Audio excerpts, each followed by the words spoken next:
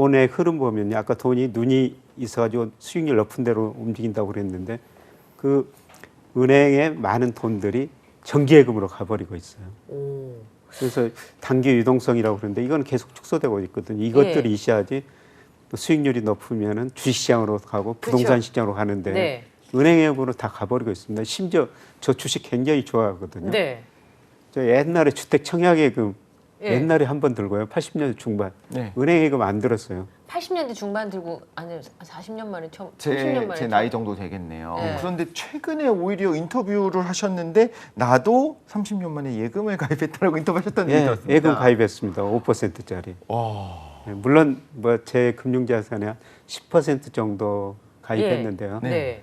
은행 금리가 그렇게 높아졌다는 거죠. 음. 지금 기대 수익률이 부동산이나 주식에서 이런 상황에서 5% 기대하기는 굉장히 힘들거든요. 어렵잖아요. 근데 은행에서 뭐 금액이 없어지지 않는다면 5%라는 거는 굉장히 높은 수익률이라는 겁니다.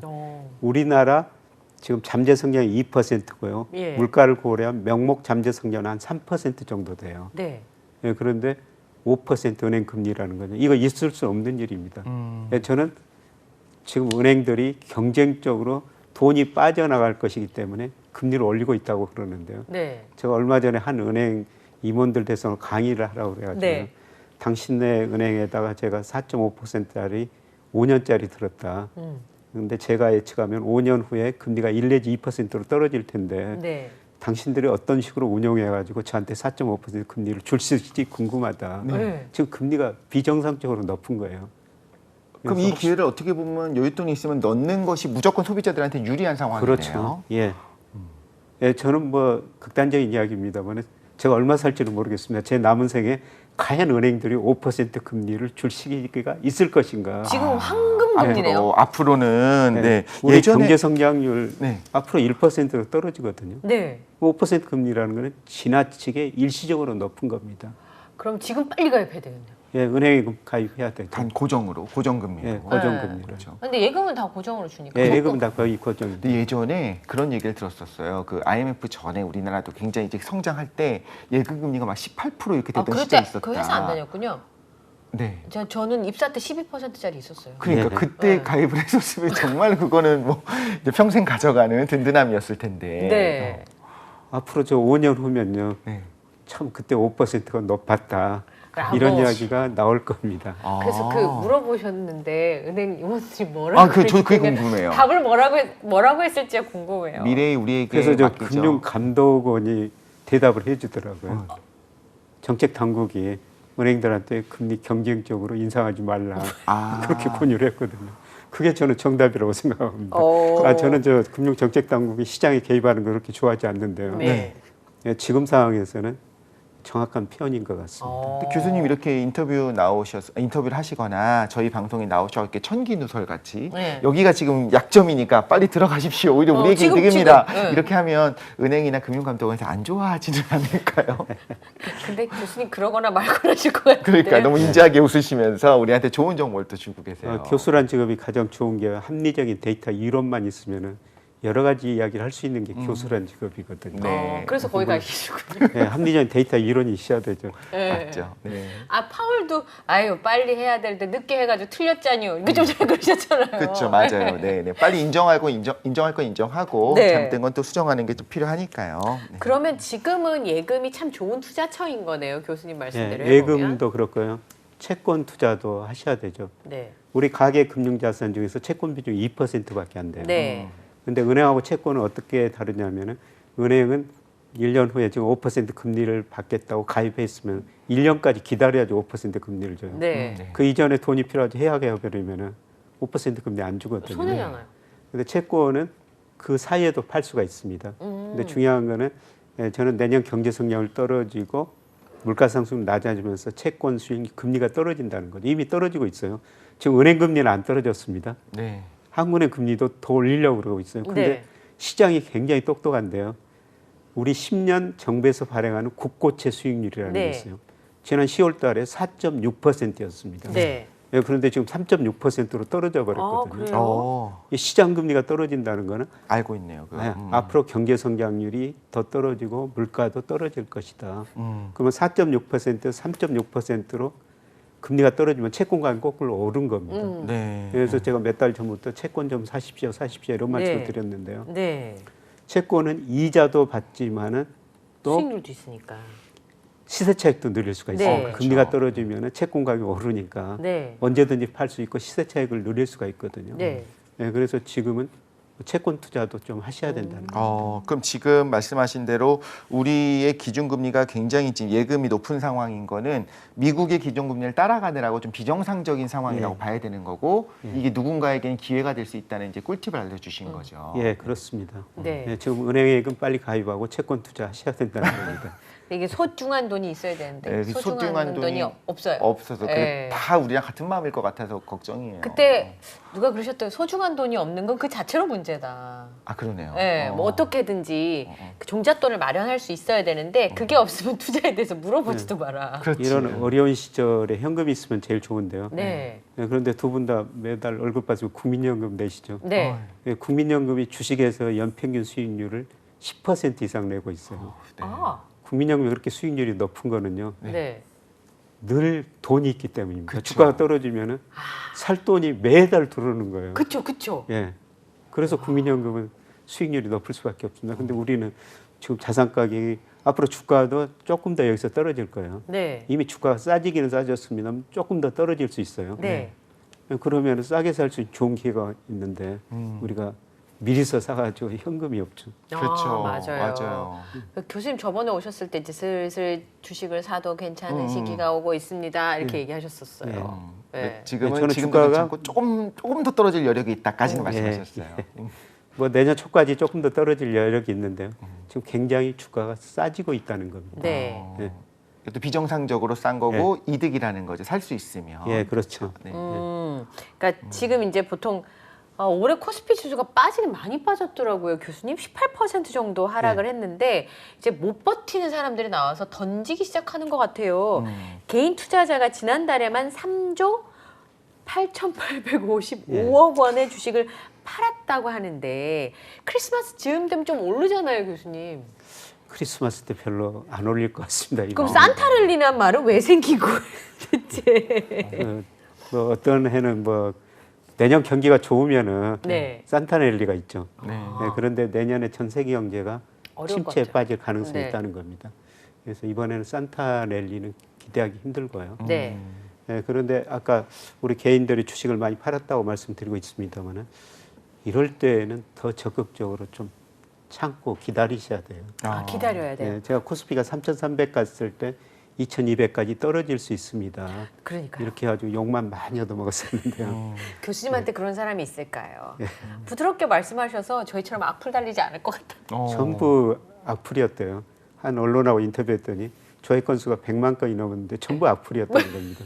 그 기자가 저한테 그 기사를 보라고 네. 욕이 너무 많아가지고 보내주지를 못했다. 네, 그랬는데요.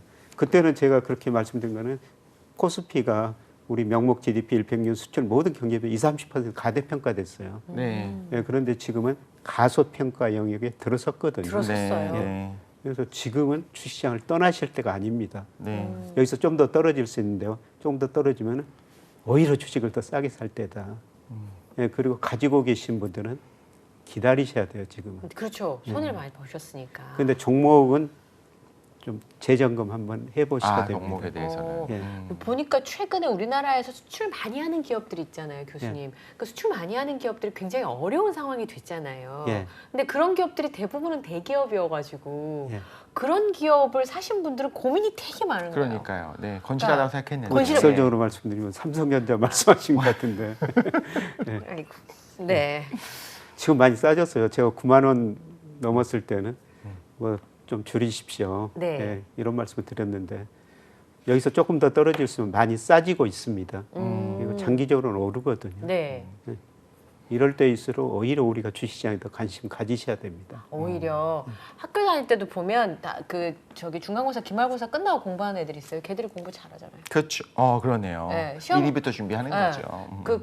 시험 볼 때 공부를 다 하니까 시험 끝나고 나서 이제 공부하는 애들이 공부를 잘하더라고요. 네. 남 얘기. 근데 교수님 같은 경우에는 그래도 악플이 이렇게 많이 달린다고 이렇게 말씀하셨지만 저는 별로 이렇게 타격이 없을 것 같은 게 왜냐하면 교수님은 그냥 철저하게 데이터를 기반으로 말씀하시는 거잖아요. 네. 사실 듣기 좋은 달콤한 말은 누구나 할 수 있지만 그건 하기 그게 아니라 쉬워요. 그렇죠. 근데 그게 아니라 데이터를 기반으로 말씀하시다 보니까 주식은 심리다 보니까 그 데이터 역행해서 올라가는 것처럼 느껴지지만 결국에 언젠가는 그 데이터에 맞게 과대평가되어 있다면 떨어질 것이고 예. 과소평가되어 있다면 또 오를 것이다 이런 말씀하시고 그렇죠. 계신 예, 거죠. 시간이 가면 모든 게 제자리로 오거든요. 근데 작년에 이렇게 가대평가됐는데 지금 가소평가 영역이 들었으면 시간이 가면 또 네. 추세에 접근해 간다는 겁니다. 그렇죠. 네. 아, 네. 수렴해 간다는 네. 거죠. 근데 교수님, 근데 조금 약간 모순인 것 같은 게 내년에 경기가 다 나쁠 거라고 생각하는데 주식은 좀 선행하잖아요. 네. 그러면 주식이 지금 이제 과소평가 영역에 들어섰다고 해도 오르기가 좀 어렵지 않나? 뭐 크게 오르기는 힘들 건데요. 네. 예, 지금 그런 내년 경기 나빠진 거를 주식시장이 많이 반영해 가고 있다는 이미 겁니다. 반영되고. 아마 내년 1분기 초반까지 조금 더 반영할 거예요. 지금 우리 주식시장에서 그동안 물가 오르니까 금리가 오른다, 금리가 오르면 주가가 떨어진다. 네. 이런 게 우리 사고 방식이었는데요. 네. 앞서 금리는 떨어질 거라고 말씀드렸습니다. 네. 금리가 떨어지면 주가가 오를 거 아니냐. 그렇죠. 근데 주가나 부동산 가격을 결정하는 게 금리도 중요하지만 경기, 기업 수익이 있거든요. 그렇죠. 그러니까 기업 수익, 경기가 더 나빠지면서 이 충격이 한 번 남아있더라는 겁니다. 이때까지만 견디면 되신다는 겁니다. 네, 동굴에 들어와 있는데 네. 저기 한 줄기 빛이. 그렇죠. 그렇죠. 그것만 쳐다보고 깜깜하다는 생각은 하지 말고 견뎌보자는 거죠. 그렇죠. 마늘과 쑥을 먹으면서 나도 사람 될 없고 때까지. 모두 없지만 네. 그리고 사실 그 마늘과 쑥을 오래 먹어야 된다고 생각 100일이라고 생각했지만 사실은 일주일 정도 먹고 끝났거든요. 아, 그러니까요. 그것도 생각을 해봐야 될 것 같고 네. 어쨌든 온다 시기는 오는데 내년 상반기가 된다고 예측할 수도 있고 누군가는 좀 중반까지 혹은 내년까지는 갈 수 있다 할 수 있겠지만 반드시 지금 과대평가 혹은 과소평가된 부분에 대해서는 결국엔 반영이 되고 제자리로는 올 것이다. 예, 네. 교수님은 말씀을 예. 하셨습니다. 예. 네. 그 우리 작가님이 이렇게 쓰셨어요. 군대 막 입대한 사람처럼 가끔. 저는 이게 와닿지는 않는데 뭔지는 알 것 같아요. 그러게요. 지금 이제 네. 이등병 훈련소에 있는 기분인 거죠. 네. 그러면 네. 내년 상반기에는 경기 흐름이 어느 정도 보통은 이제 교수님들이나 전문가분들은 상반기는 안 좋고 하반기 좋아하시다. 맞아요. 네. 그렇게 얘기하시는 것 같더라고요. 네, 상반기까지는 그래도 적어도 힘들 거다라고는 많은 분들이 그럼 마음의 공통적으로 준비를 하잖아요. 예방주사 맞을 거죠. 예. 뭐 상반기는 마이너스 성장할 텐데요. 하반기는 플러스 성장으로 돌아설 것 같습니다. 네. 그런데 이제 과거처럼 이게 급격한 경기 회복은 아니고요. 네. 좀 느린 경기 회복. 왜냐하면 과거에는 경기가 나빠지면 정부가 돈을 엄청 쓰고 중앙은행이 돈을 엄청 풀고 금리를 많이 낮췄거든요. 네. 그런데 정부가 돈을 많이 쓰다 보니까 정부 부채가 높고 그다음에 가계 기업 부채 높기 때문에 네. 금리가 내려도 소비 투자는 과거처럼 급하게 늘어나지는 않을 겁니다. 그렇죠. 네, 여력이 서서히 없으니까. 경기 회복이다. 예. 네, 그런데 주식시장은 이런 것마저 지금 반영해 가고 있다. 아 이미요. 예, 오 그러면은 이제 전체적인 주식시장은 그런 흐름이 좀 있겠습니다만 부문별로는 충분히 차이가 있을 수 있는 거죠, 교수님. 부문별로 차이가 있죠. 네. 그래서 이런 시기에는 뭐 저 주가 지수보다는 예. 우리가 종목 공부, 산업 공부를 예. 많이 하셔야 되거든요. 이럴 때 오히려 네, 이럴 공부할 수 때는. 있는 시기네요. 네. 네. 네.